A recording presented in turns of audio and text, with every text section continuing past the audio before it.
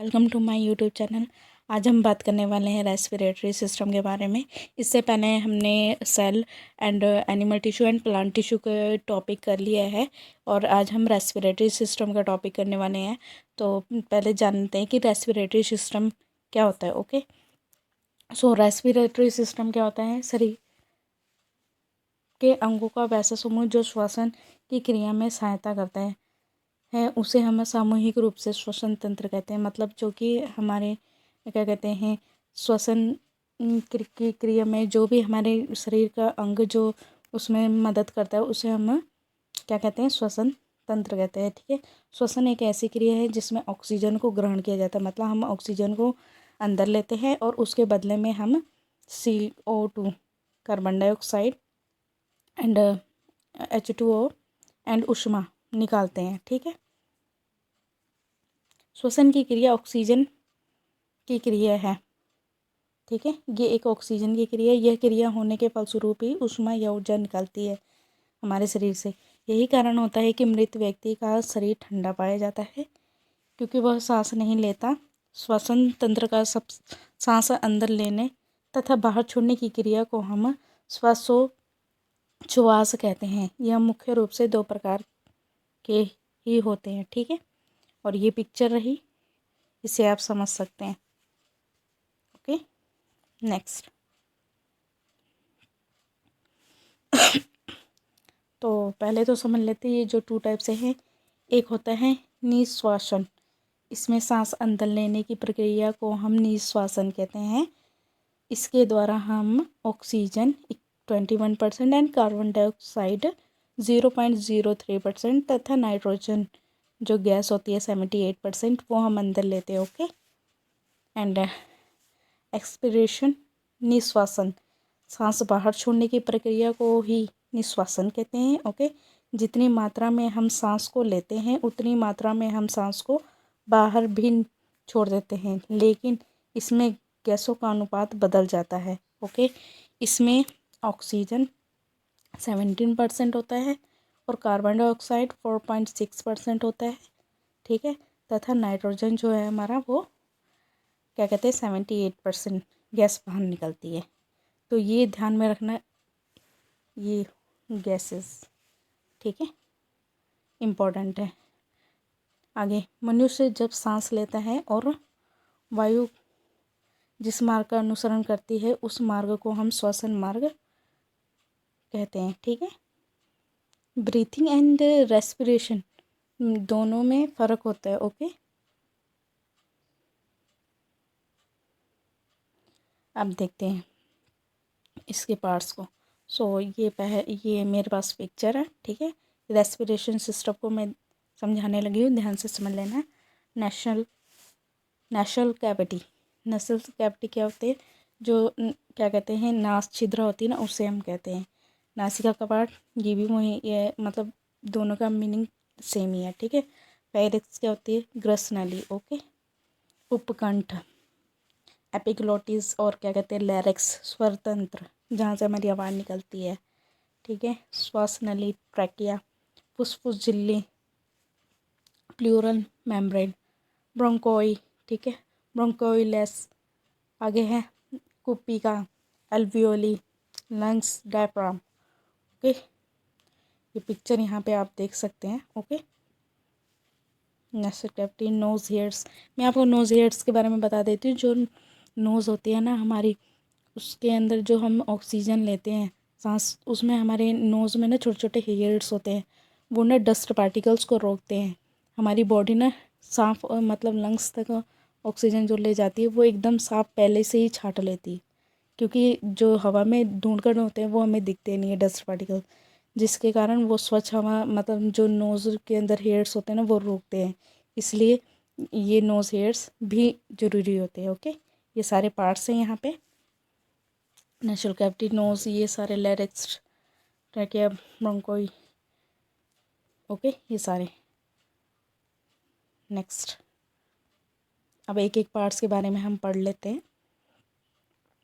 Okay, nose, NASA छिद्र, ये नाक का अगला भाग होता है तथा इसी भाग से वायु अंदर जाती है। ठीक है, यहाँ से, और इसमें बाल पाए जाते हैं जो कि डस्ट पार्टिकल को रोकने में मदद करती है। ठीक है, अब सेकंड है हमारा नासिका कपाट। यह नाक का पिछला भाग होता है और इसी में चिपचिप म्यूकस पाया जाता है। ठीक है, यहाँ पर, और इसमें चिपचिपा म्यूकस पाया जाता है। इसी के पास ऑल्फैक्टरी लॉब पाया जाता है। इसी के कारण हमें सुगंध का एहसास होता है। ओनली टू ओनली नासिका कपाट के थ्रू। ठीक है, फेरिक्स। फेरिक्स क्या है? ग्रसनली। यह नासिका कपाट के नीचे तथा मुख्य गुहा के पीछे पाया जाता है। इस मार्ग में भोजन तथा वायु दोनों जाते हैं। यह स्वर तंत्र के द्वारा श्वासनली से जुड़ती है। ठीक है, यहाँ पर होता है फेरिक्स, इधर साइड। हाँ, ठीक है। लेरिक्स की बात कर लेते हैं। लेरिक्स क्या है? यह ग्रसनी के नीचे पाया जाता है। ठीक है, तथा यह आवाज़ निकलने में सहायता करता है, इसलिए इसे वॉइस बॉक्स भी कहते हैं। इसी के जब ये ना वॉइस के ना यहाँ पर होता है, यहाँ पर, और जब वो इसके यहाँ पर ऐसे करके वो लिरिक्स निकल आता है ना, तो लड़कों की आवाज़ क्या होती है? हैवी हो जाती है, और लड़कियों की वॉइस क्या होती है? काफ़ी सुरीली और तीखी हो जाती है। ठीक है, मतलब लड़कियों की वॉइस में पीच ज़्यादा होती है। आगे है एपिग्लोटिस। ठीक है, कठोर ऊतक का एक छोटा सा फ्लैप होता है जो निकलने के दौरान वॉइस बॉक्स लिरिक्स श्वासनली के प्रवेश द्वार को बंद कर देता है।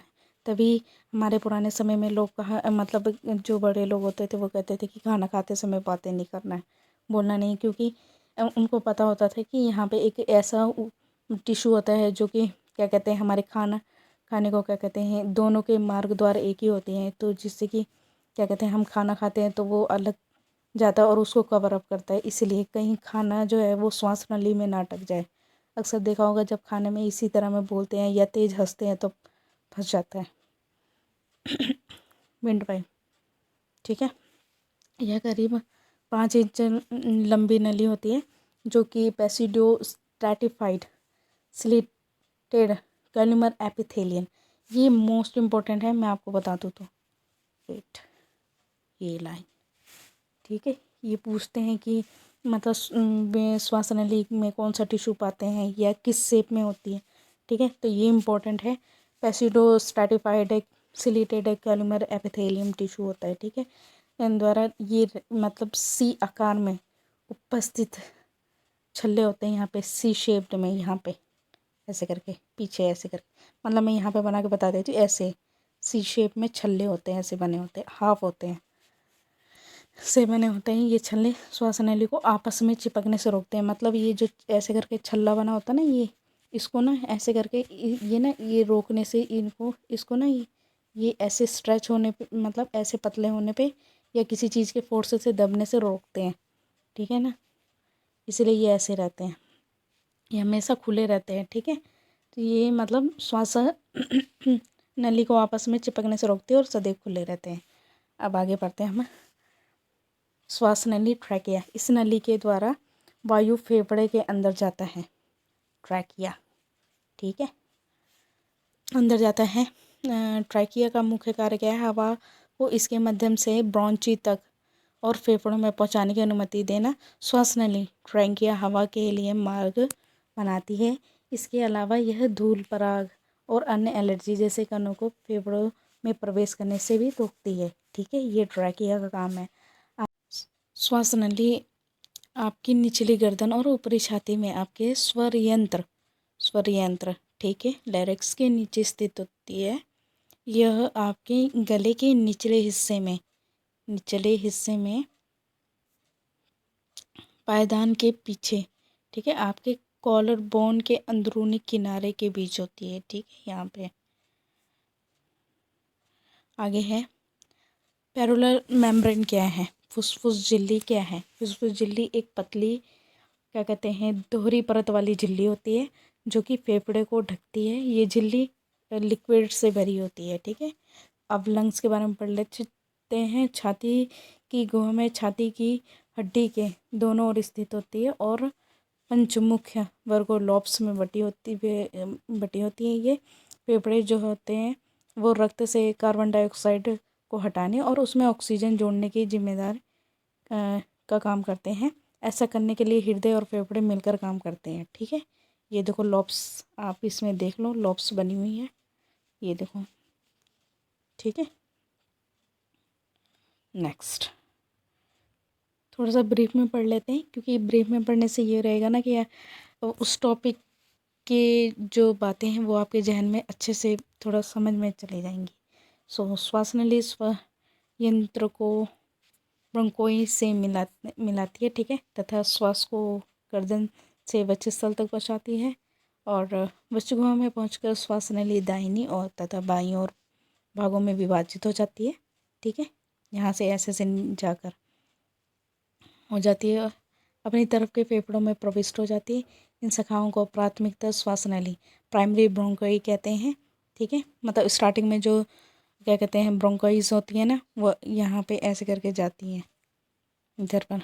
ठीक है, ये देखो स्टार्टिंग में, और फिर उसके बाद ये देखना अलग अलग काफ़ी गुच्छे में ये बढ़ जाती हैं। श्लेष्म एपिथेलियम का निर्माण करती हैं जो कि श्वास के साथ आने वाली वायु को शुद्ध कर फेफड़ों की ओर आगे बढ़ाती है। ठीक है, अब ये पढ़ लेते हैं, ये सबसे इम्पोर्टेंट है ब्रोंकोई और ये ब्रोंक्यूल वाला। श्वास नली के अंत में दाईं और बाईं ओर की श्वास नली में विभक्त होती हैं, ये पाई जाती हैं। ठीक है, शुरू में क्या होता है कि श्वास नली जो फेफड़ों में जाकर छोटी शाखाओं में क्या कहते हैं ये बढ़ जाती हैं, फिर वहाँ से जाकर क्या कहते हैं और मतलब दूसरे भागों में बढ़ जाती है, फिर जब तीसरे में जाती है तो गुच्छे के आकार में मिलने लग जाती है। ठीक है, प्रत्येक खंड में क्या होता है कि हर एक उसमें श्वास नली तृतीय श्वास नली में विभक्त होती है, हर 3 पार्ट में बढ़ जाती हैं ये।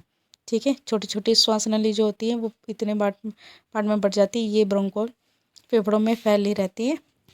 हर ब्रोंक्यूल आगे चलकर एक छोटी टर्मिनल में बढ़ जाती है। ठीक है, श्वास नली तथा ब्रोंकोल मिलकर एक वृक्षनुमा संरचना करते हैं जो बहुत सी शाखाओं में विभक्त होती हैं। इन शाखाओं के अंतिम छोर पर एल्वियोली पर पाए जाते हैं। ठीक है, अब एल्वियोली क्या करती है, एल्वियोली जो होती है गैसों के विनिमय इन कुपिकाओं के माध्यम से होती है। ठीक है, गैसों का मतलब चेंज यहीं पे होता है एल्वियोली से रेस्पिरेटरी सिस्टम का। याद रखना, ये ना मेन इम्पोर्टेंट है, ये याद रखना है आप लोग। लंग्स के बारे में कुछ और ब्रीफ में पढ़ लेते हैं। ये लंग्स जो है ये लचीला होता है, फ्लेक्सिबल होता है, कोमल होता है और इसका कलर क्या होता है, पिंक कलर का होता है, ये हल्का पिंक। ये एक मतलब जोड़े के रूप में होता है शरीर में हमारे, और दाएं और बाएं भाग में पाया जाता है और मध्य मतलब बीच में हमारी बॉडी के पाया जाता है, ठीक ऊपर स्थिर होता है। फेफड़े असंख्य श्वास नलियों और मतलब अनगिनत श्वास नलियों और कुपिकाओं और रक्त वाहिनियों और लासिका ये सब चीज़ इसमें पाई जाती है। लचीले तंतु, झिल्लियाँ और अनेक कोशिकाएँ पाई जाती हैं। दाहिने फेफड़े बाएं फेफड़े से लंबाई में थोड़ा छोटे पर कुछ अधिक चौड़ा होता है। ठीक है, दाहिना फेफड़ा बाएं फेफड़े से लंबाई में थोड़ा छोटा होता है दाहिना फेफड़ा। ठीक है, पुरुषों के फेफड़े स्त्रियों के फेफड़े से थोड़े भारी होते हैं। ये थोड़े क्या कहते हैं जीएस के क्वेश्चन है नॉलेज वाले, तो ये भी इम्पोर्टेंट है आपके लिए। ठीक है, बाएं फेफड़े बाएं फेफड़े में 2 लॉब्स होते हैं। ठीक है, और दाहिने फेफड़े में 3 लॉब्स होते हैं। मैंने ऊपर फोटो भी दिखाई है, मैं आपको दिखाती हूँ एक बार, ये देखो, ये देख लो। ठीक है, ये देखो, ये 2 लॉब्स हैं और यहाँ पे ये 3 लॉब्स। ठीक है, प्रत्येक खंड में कई क्या कहते हैं उपखंड होते हैं। प्रत्येक उपखंड अनेकों छोटे खंडों में विभक्त होते हैं जिनमें श्वास नली की शाखाएं, धमनियाँ व शिराएं की शाखाएं विभाजित होते हुए स्वतंत्र इकाई का गठन करते हैं। ठीक है, प्रत्येक फेफड़े स्पंजी ऊतक के होते हैं, सॉफ्ट और स्पंजी ऊतक के होते हैं। ठीक है, ये ऊतक मतलब टिश्यू जिसमें कई सारे कैपिलर्स होते हैं, करीब 30 मिलियन से कुपिकाएँ इसमें पाई जाती हैं। कुपिकों को एक कपनुमा संरचना होती है जो कि सीमांत ब्रोंकोल के आखिरी सिरे पर पाई जाती है। ये असंख्य कोशिकाओं से घिरा रहता है। ठीक है, कुपिका में सेक्यूरियस एपिथेलियम की पंक्ति में पाया जाता है, जो कोशिका में प्रवाहित रुधिरों से गैसों का विनिमय मतलब एक्सचेंज करते हैं। अब लास्ट टॉपिक है हमारा, लास्ट है सॉरी। तो डायफ्राम क्या होता है? डायफ्राम एक मांसपेशी होती है, ठीक है, जो कि आपको सांस लेने और सांस छोड़ने में मदद करती है। ये है पतली गुंबद के आकार की मांसपेशी होती है, जो कि आपके फेफड़े और हृदय के नीचे स्थित होती है, ठीक है। यह आपको आपके उरोस्थित आपकी छाती के बीच में एक हड्डी आपकी पसली के पिंजरे के नीचे और आपकी रीढ़ से जुड़ा हुआ होता है। डायग्राम देख लीजिए, हम समझा देती हूँ। ये डायफ्राम होता है, ये ठीक है, ये चीज़ डायफ्राम होता है।